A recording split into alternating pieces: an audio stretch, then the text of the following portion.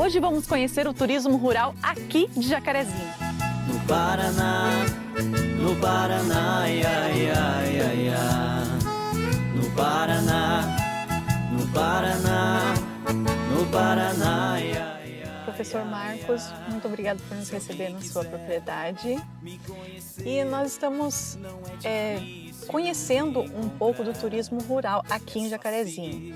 Como o senhor vê, que potencialidade o senhor vê em relação ao turismo? Bom, Lilian, primeiro eu que tenho que agradecer a visita de vocês, né? A gente não... Muita gente de fora não sabe que existe turismo em Jacarezinho. E talvez organizado não exista mesmo, né? Falando em turismo rural, uma das potencialidades que Jacarezinho tem é que uma região é diferente da outra. Nós estamos aqui no bairro Monjolinho, né? Mas se você andar as outras regiões rurais da cidade, você vai ver que a composição de solo é diferente, então você já tem culturas diferentes e pessoas diferentes, né? O grande problema é que o campo, do fim da economia cafeeira para cá, o campo ficou despovoado. Para a gente ter uma ideia, né, Jacarezinho tem em torno de 39 mil habitantes e apenas 4 mil estão concentrados na zona rural.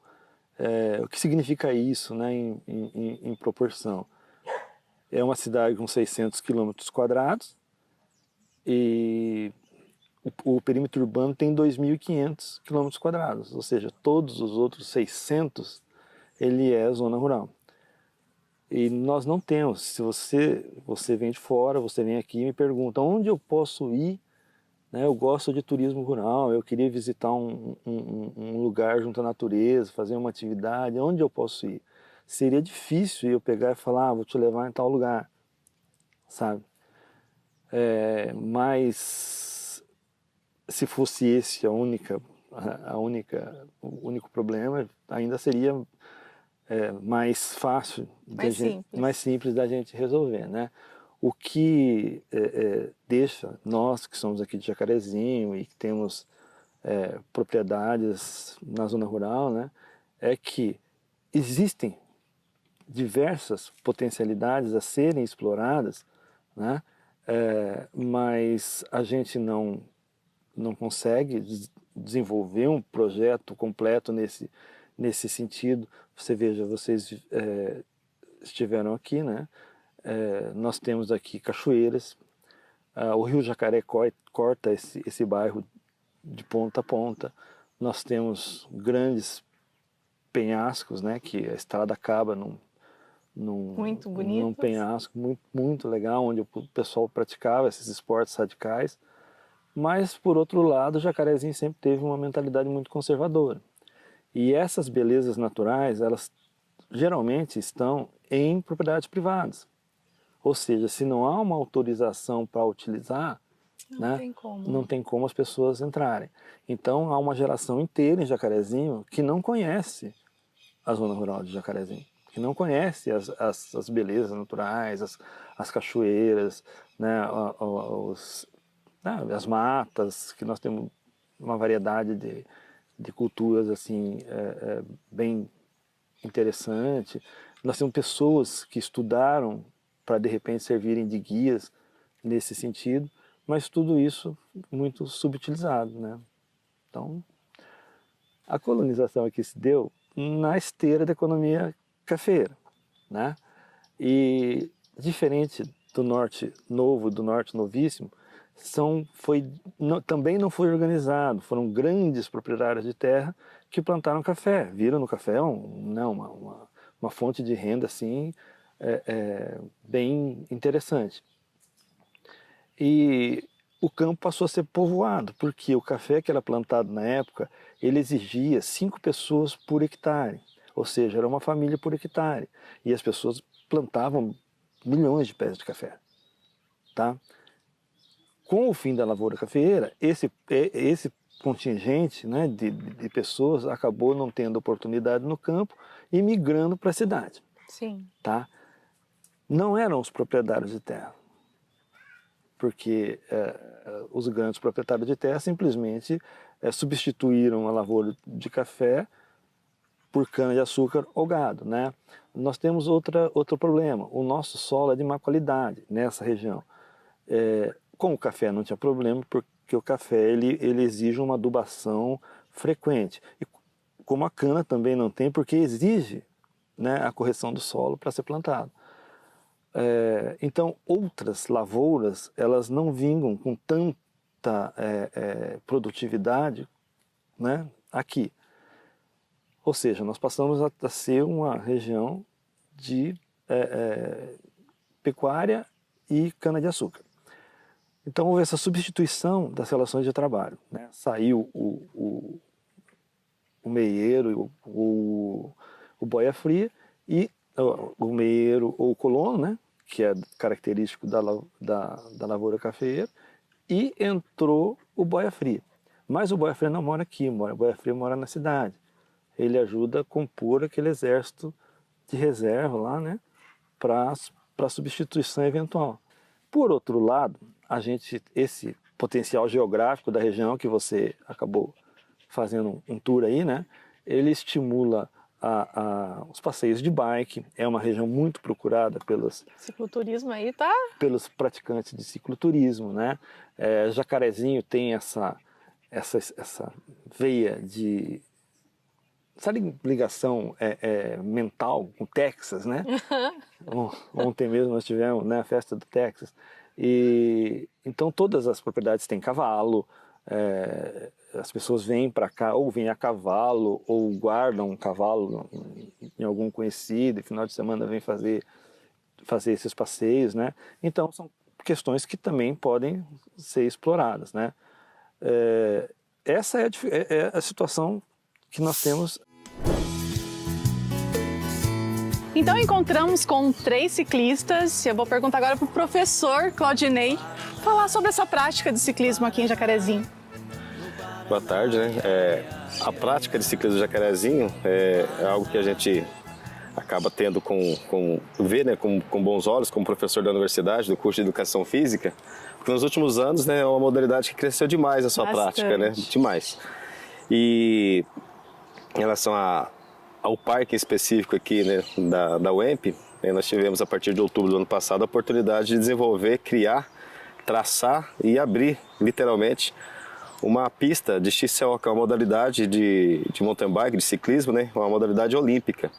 E pudemos oferecer então para a população mais uma prática, uma modalidade a mais, né, um local para eles poderem praticar aqui na cidade. E considerando o tamanho da cidade, nós podemos falar que, né, na região, acho que é a cidade que mais tem ciclistas, né? Então, podemos ofertar isso a eles agora. Aí no final de semana o pessoal se reúne. Daí, durante a semana, né, algumas pessoas usam o espaço tanto para treino quanto para lazer, né, para atividade física mesmo.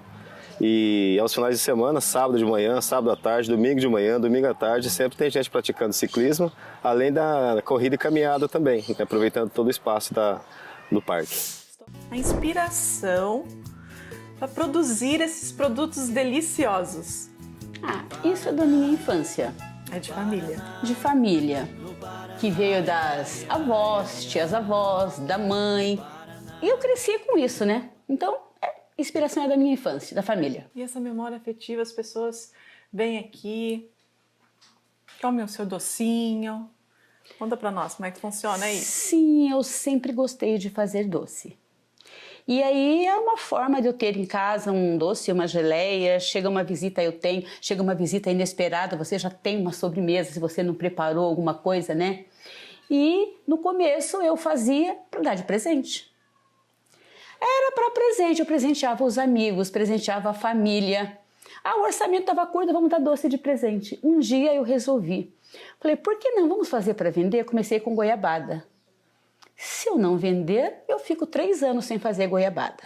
Porque os vidros são esterilizados, são todos, né, pasteurizados. Tudo feito com carinho. Com muito carinho, com muito amor. E aí, assim, eu comecei a fazer os doces. E hoje, quais são os produtos que você fabrica? O requeijão de corte, que é um requeijão mesmo no processo caseiro, ele não vai amido de milho. E como que é esse processo? Posso falar? Pode. O leite, claro. coloca o leite para coalhar sem nenhum aditivo químico. Ele coalha ao natural. Quando ele está coalhado, a gente tira a nata que está por cima e reserva, porque ele vai ser filado nessa nata. A coalhada vai para o fogo, mas não pode ser fervido. Ela é aquecida, bem quente. Sai do fogo, tem que passar por uma peneira, um coador. Eu ponho num coador grande. E aí, volta a coalhada para o fogo com leite, que ela, onde ela vai ser lavada. Ela volta para o coador. É feito esse processo 2 vezes. Aí, depois de bem escorrido no coador, junta aquela nata que foi tirado, vai na panela, um sal, e onde vai ser filado. Onde eu fiz algumas fotos, vai filando até ela derreter, que se você levanta, a liga, sobe mesmo. Para comer o requeijão quente é tudo de bom. Aí ele é informado e onde o resultado é esse. Dessa delícia. E os Com doces? certeza. Então, os doces, esse aqui, goiabada cascão, onde eu tenho as bandejinhas ali, goiabada cremosa e doce de leite em pedaços, tem o doce de leite cremoso, doce de laranja em calda, pétalas de laranja, goiaba em calda, mamão em calda, abóbora com coco. E tem algumas geleias também. E os produtos são todos daqui? Todos daqui e bem caseiros. Não tem nada de moderno. E eles são feitos para pessoas que gostam do sabor do campo. Gosta do doce caseiro. Eles são doces bem apurados. Não são doce com pequena proporção de açúcar. São com açúcar na medida certa. Sucesso! E o sabor deles é o sabor da infância, é o sabor do campo. Não tem como. Tem que provar.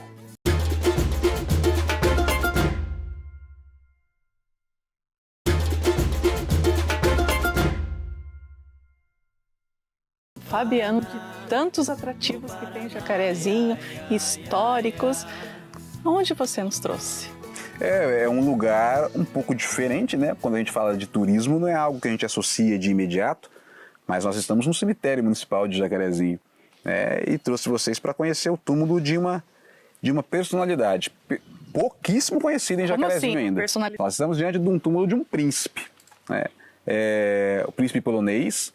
Nós aportuguesamos o nome dele para André, né? Mas é o príncipe André Lubomirski, que nasceu em Cracóvia ainda no século XIX, 1862, mas veio para Jacarezinho praticamente para ter o desfecho da vida dele. Veio para Jacarezinho para praticamente morrer, porque ele chegou aqui já com 90 anos de idade, ficou menos de um ano e faleceu aqui. E como você descobriu isso?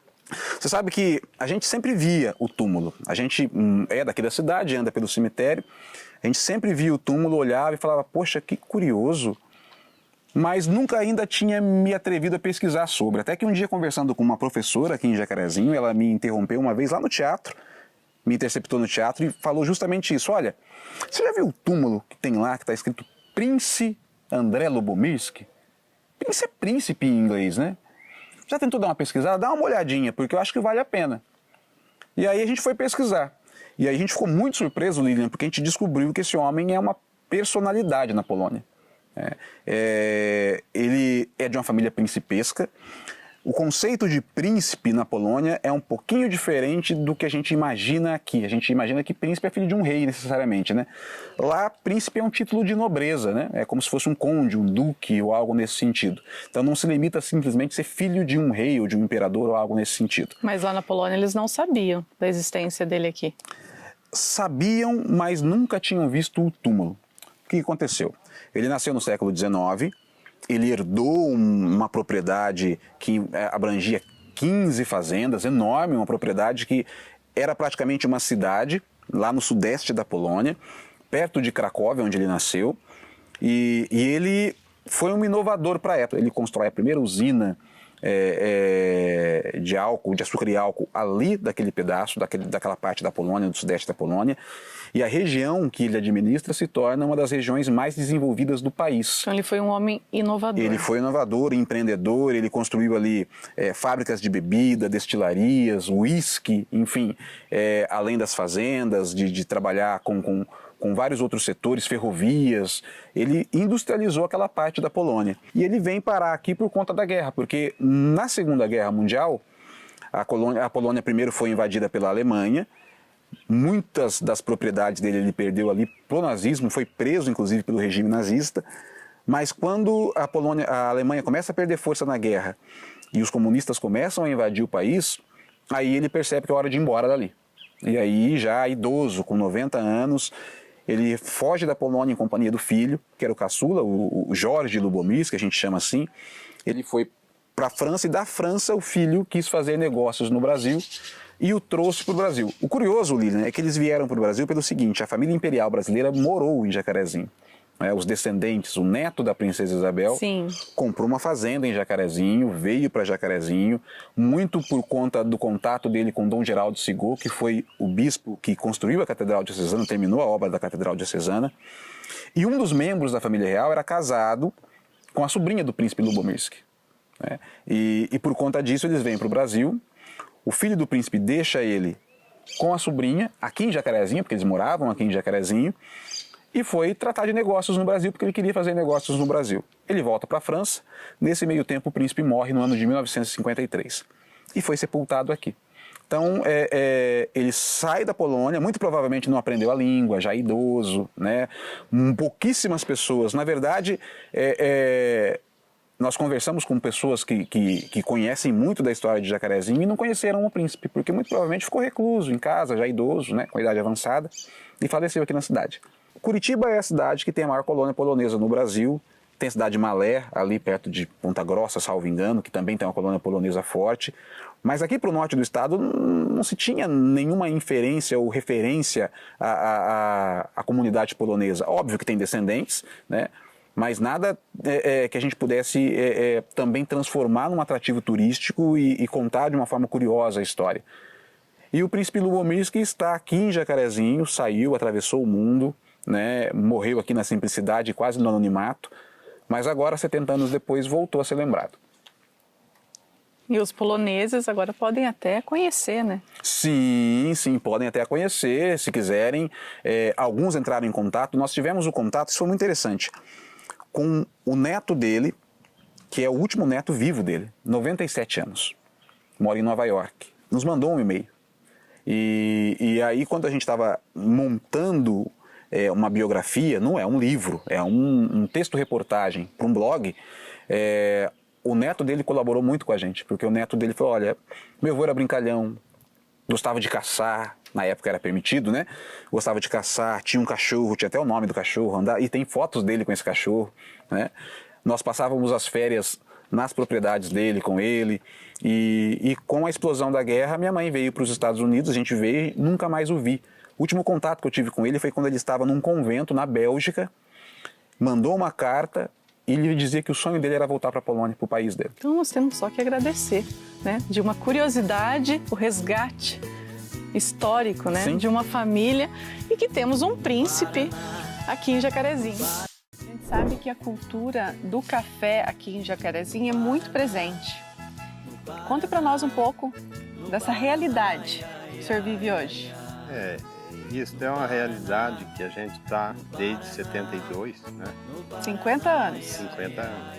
Então a gente se dedica na agricultura e a gente fica até emocionado de falar nessas coisas, porque hoje é difícil quem vive nesse ramo, né? Passando as dificuldades, mas a gente está presente. Mas a cultura do café é uma das que traz mais assim renda para o pequeno produtor, né? Então hoje São poucas que sobrevivem aqui hoje. Sobrevivem. Então hoje uma pequena propriedade, né? Desde que esteja numa posição boa, altitude, né? Na região, aí ele pode entrar na lavoura de café, que vai ter um retorno que é o que mais, assim, falando em cultura, é o café, né? E o que identifica na qualidade do café? O senhor falou na altitude. Na altitude. Hoje o café, para ter uma bebida especial, ele tem que estar acima de 500 metros. De 500 a 700 metros, né? Acima dessa altitude, ele é um produto que vai dar de boa qualidade, de bebida, né? Então, aí já favorece o cultivo do café, né? Na plantação do café. Ajuda em relação à umidade? Hoje, então, falando em umidade, o café nessa altitude de 700 metros, ele fica livre dessa umidade, né, em relação assim na manhã, ele já amanhece já com o sol nascendo sem que prejudique a umidade do café, né? Então, por isso que ele dá uma bebida boa, né? Então, tem vários setores para poder fazer uma bebida especial, né? Então, quando fala de bebida especial, você tem que colher esse café no pano, sem ter contato com o solo, né? E fazer um processo de secagem que seja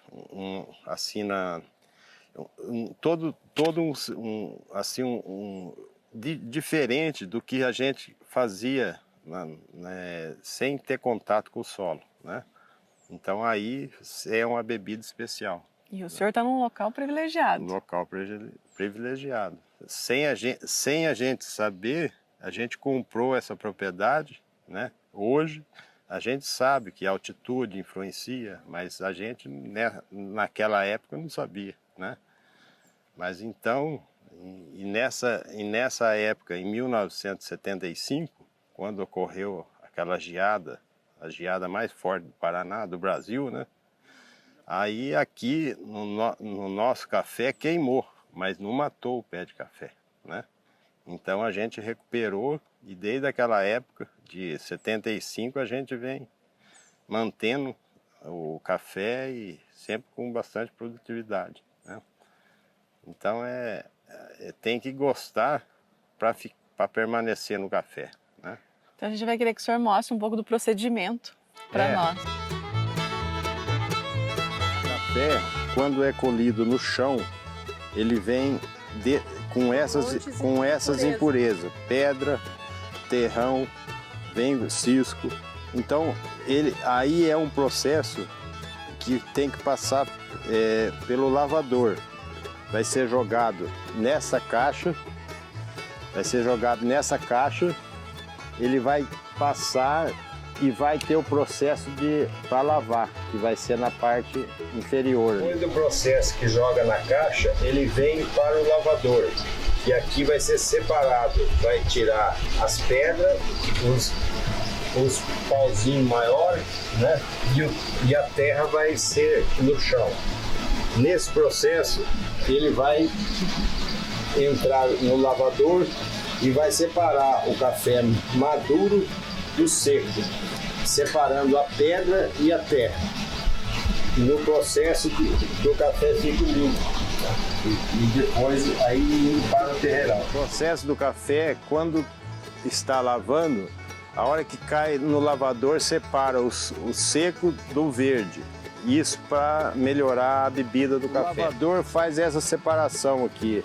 Esse é o seco, este é o verde, que não pode ser no mesmo terreirão, tem que ser separado. Esse num terreirão, esse em outro terreirão. Então, entendi. Esse é o verde. Esse é o verde. Que já está granado também, né? Ele tá bem granado. O processo para carregar o secador, depois que o café está nessa posição aqui, você tem que encher os carrinhos, né?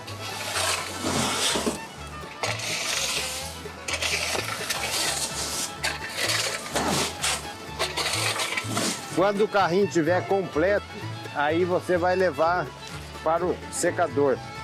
E aí você vai erguer e partir para o secador.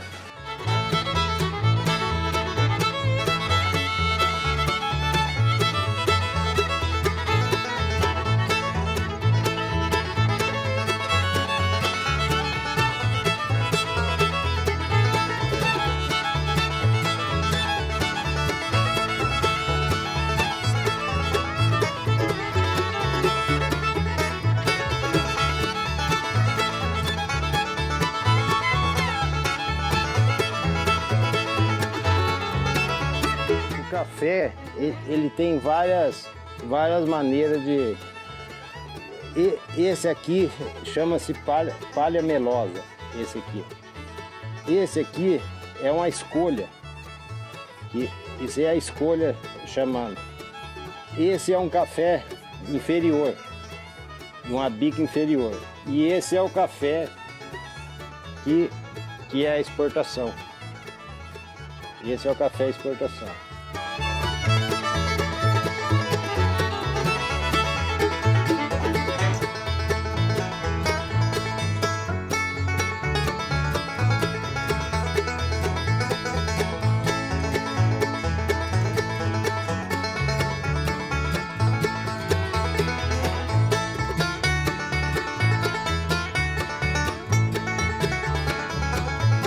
Puder acompanhar, o turismo rural de Jacarezinho tem um grande potencial. Então convide sua família, seus amigos e venham conhecer essas belezas naturais.